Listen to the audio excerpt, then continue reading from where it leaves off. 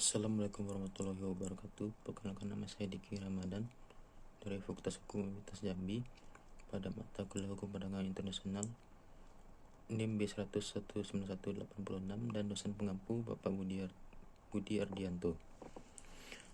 Pada video kali ini saya akan menjelaskan tentang bab 1 pada buku Wala Adolf, yaitu pengantar hukum perdagangan internasional. Yang pertama, pengantar dan definisi. Hukum perdagangan internasional adalah bidang hukum yang berkembang cepat. Ruang lingkup bidang hukum ini pun cukup luas. Hubungan-hubungan dagang yang sifatnya lintas batas dapat mencakup banyak jenisnya. Dari bentuknya yang sederhana, yaitu dari barter, jual beli, barang atau komoditi, atau produk-produk pertanian, perkebunan dan sejenisnya, hingga hubungan atau transaksi dagang yang kompleks. Kompleksnya hubungan atau transaksi dagang internasional ini sedikit banyak disebabkan oleh adanya jasa teknologi, sehingga transaksi dagang semakin berlangsung dengan cepat. Batas-batas negara bukan lagi halangan dalam bertransaksi. Bahkan dengan pesatnya teknologi, di masa ini para pelaku dagang tidak perlu mengetahui atau mengenal siapa rekanan dagangnya yang berada jauh di belahan bumi lain. Hal ini tampak dengan lahirnya transaksi-transaksi yang disebut dengan e-commerce. 1. Definisi. A. Definisi Smith-Hoff. Dalam definisinya itu, Smith-Hoff menegaskan bahwa ruang lingkup bidang hukum ini tidak termasuk hubungan-hubungan komersial internasional dengan ciri hukum publik. Termasuk dalam bidang hukum publik ini yaitu aturan-aturan yang mengatur tingkah laku atau perilaku negara-negara dalam mengatur perilaku perdagangan yang mempengaruhi wilayahnya. B. Definisi menurut M. Rafiqul Islam. Dalam upayanya memberi batasan atau definisi hukum perdagangan internasional, Rafiqul Islam menekankan keterkaitan erat antara perdagangan internasional dan hubungan keuangan atau financial relation. Hubungan finansial terkait erat dengan perdagangan internasional. Keterkaitan erat ini tampak karena hubungan-hubungan keuangan ini mendampingi transaksi perdagangan antara pedagang, atau dengan pengecualian transaksi barter atau counter trade. 2. Pendekatan hukum perdagangan internasional. A. Hubungan antara hukum perdagangan internasional dan bidang hukum lainnya. Satu catatan lain yang juga penting adalah hubungan antara hukum perdagangan internasional dan hukum lainnya yang terkait dengan perdagangan internasional. Di bagian awal tulisan ini tampak luasnya bidang cakupan hukum perdagangan internasional ini. Luasnya bidang cakupan membuat cakupan yang dikajinya sulit untuk tidak tumpang tindih dengan bidang-bidang lainnya.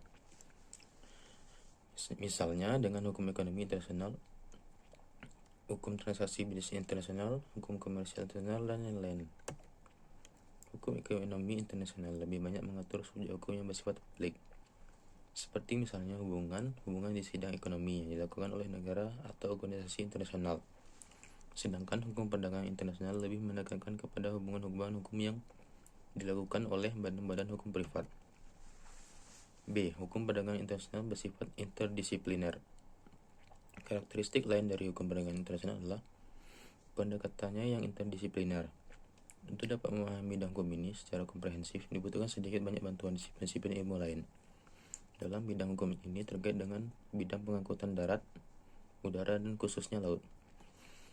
Hal ini membutuhkan bantuan dan pemahaman disiplin ilmu pelayaran. Keterkaitan dengan pembayaran dalam perdagangan internasional akan terkait dengan praktik perbankan dan lembaga keuangan lainnya. Hal ini membutuhkan bantuan dan pemahaman disiplin ilmu perbankan dan keuangan. B. Prinsip-prinsip dasar hukum perdagangan internasional. Prinsip-prinsip dasar atau fundamental principles yang dikenal dalam hukum perdagangan internasional diperkenalkan oleh sarjana hukum perdagangan internasional Profesor Alexander Goldstage. Beliau memperkenalkan 3 ilmu prinsip dasar tersebut, yaitu pertama, prinsip kebebasan para pihak dalam berkontrak, kedua, prinsip pacta sunt servanda, dan 3, prinsip penggunaan arbitrase. 1. Prinsip dasar kebebasan berkontrak. Prinsip pertama, kebebasan berkontrak sebenarnya adalah prinsip universal dalam hukum perdagangan internasional. Setiap sistem hukum pada bidang hukum dagang mengakui kebebasan para pihak ini untuk membuat kontrak-kontrak dagang. Kebebasan tersebut mencakup bidang hukum yang cukup luas, Ia meliputi kebebasan untuk melakukan jenis-jenis kontrak yang para pihak sepakati. Ia termasuk pula kebebasan untuk memilih forum penyelesaian sengketa dagangnya. Ia mencakup pula kebebasan untuk memilih hukum yang akan berlaku terhadap kontrak dan lain-lain. 2. Prinsip dasar Fakta Sunt Servanda. Prinsip kedua Fakta Sunt Servanda adalah prinsip yang mensyaratkan bahwa kesepakatan atau kontrak yang telah ditandatangani harus dilaksanakan dengan sebaik-baiknya atau dengan iktikat baik. Prinsip ini pun sifatnya universal. Setiap sistem hukum di dunia menghormati prinsip ini. 3. Prinsip dasar penyelesaian sengketa melalui arbitrase. Prinsip ketiga, prinsip penggunaan arbitrase tampaknya terdengar agak ganjil. Namun demikian, pengakuan Gorstans menyebut prinsip ini bukan tanpa alasan yang kuat. Arbitrase dalam perdagangan internasional adalah forum penyelesaian sengketa yang semakin umum digunakan. Klausul arbitrase sudah semakin banyak ditentukan dalam kontrak-kontrak dagang. Oleh karena itu, prinsip ketiga ini memang relevan. 4. Prinsip dasar kebebasan komunikasi atau navigasi adalah kebebasan para pihak untuk berkomunikasi untuk keperluan dagang dengan siapapun, juga dengan melalui berbagai sarana navigasi atau komunikasi, baik darat, laut maupun udara, atau melalui sarana elektronik. Kebebasan ini sangat esensial bagi terlaksananya perdagangan internasional. Aturan-aturan hukum internasional memfasilitasi kebebasan ini. C. Tujuan hukum perdagangan internasional. Tujuan hukum perdagangan internasional sebenarnya tidak berbeda dengan tujuan GATT atau General Agreement of Tariff and Trade 1947 yang termuat dalam preambulnya. Tujuan tersebut adalah A. Untuk mencapai perdagangan internasional yang stabil dan menghindari kebijakan-kebijakan dan praktek-praktek perdagangan nasional yang merugikan negara lainnya. B. Meningkatkan volume perdagangan dunia dengan menciptakan perdagangan yang menarik dan menguntungkan bagi pembangunan ekonomi semua negara. C. Meningkatkan standar hidup manusia. Dan D. Meningkatkan lapangan tenaga kerja.